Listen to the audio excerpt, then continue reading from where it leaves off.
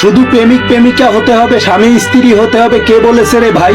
লাইফে এমন কিছু মানুষ থাকে যার সঙ্গে কিছুক্ষণ কথা বললে মনে হয় সব সমস্যার সমাধান হয়ে গেছে রে। আমার লাইফে যারা কষ্ট দিয়ে দূরে চলে গেছেন তারা আবার এখন একটু ফোন দিয়ে খোঁজ খবর নেন কেন রে ভাই?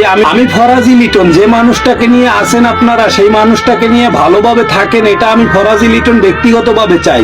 মরলে পরে কান্দে মানুষ, বেঁচে থাকতে লয় না খোঁজ। মারা যাওয়া মানুষ যেরকম ফিরে আসে না, আমি ফরাজি লিটনও কোনোদিন আপনাদের জীবনে ফিরে যেতে চাই না। দেহের মাঝে মনের মরণ, বেঁচে থাকতে হয় রোজ, তেমনি আমি ফরাজি লিটন। ভোগে তো আমি সেদিনই গেছি যেদিন মুখোশে ডাকা মানুষটাকে বিশ্বাস করেছি। বাবা মায়ের থেকে শিক্ষা পেয়েছি, যারা তোমার পিছনে বদনাম করে তাদের থেকে দূরে থাকো। মনে রাখা উচিত, শত্রু কখনো বন্ধু হয় না। আজ মনে পড়ছে জীবনে কতটা সময় নষ্ট করেছি। বুঝতে পেরেছি অবহেলা মানুষকে কতটা কষ্ট দিতে পারে। ঘর বাঁধলেই কি সুখী হওয়া যায়? ঘর বাঁধার পরেও তো কত ঘর পুড়ে হয়েছে ছাই।